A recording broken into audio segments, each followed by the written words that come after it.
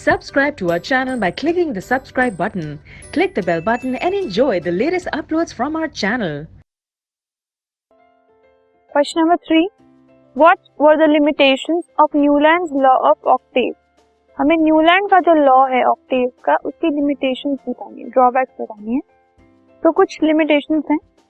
First, it was applicable up to calcium only, सिर्फ calcium तक applicable था वो, and not throughout the arrangement. जितना भी उन्होंने कॉलम्स दिए थे, ठीक है, उनमें सिर्फ कैल्शियम तक वो सही था, उसके बाद वो सही नहीं था.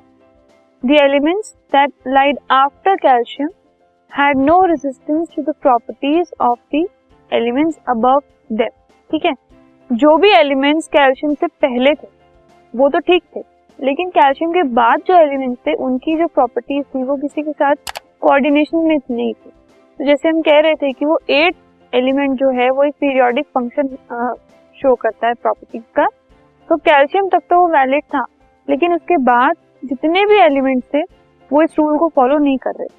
तो सेम वही बात कि अगर हमने कोई रूल जनरेट किया है, अगर वो सारे के सारे मतलब मैक्सिमम एलिमेंट्स को लेकर नहीं चल पा रहा है, मैक्सिमम एलिमेंट्स में फॉलो नहीं हो पा रहा है, तो दैट मीन्स वो रूल एक सक्सेस नहीं है, एक failure.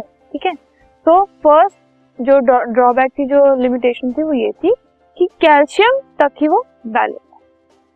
Second, the elements discovered after Newlands Octave did not follow the law of octave.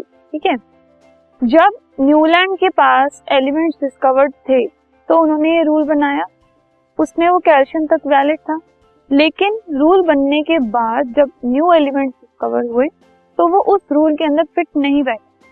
तो जो एलिमेंट्स बाद में डिस्कवर हुए वो उस रूल को फॉलो नहीं कर रहे.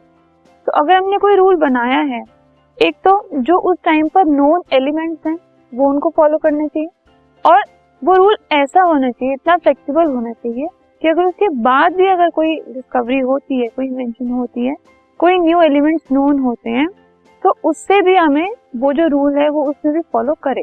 लेकिन इस केस में ऐसा नहीं था.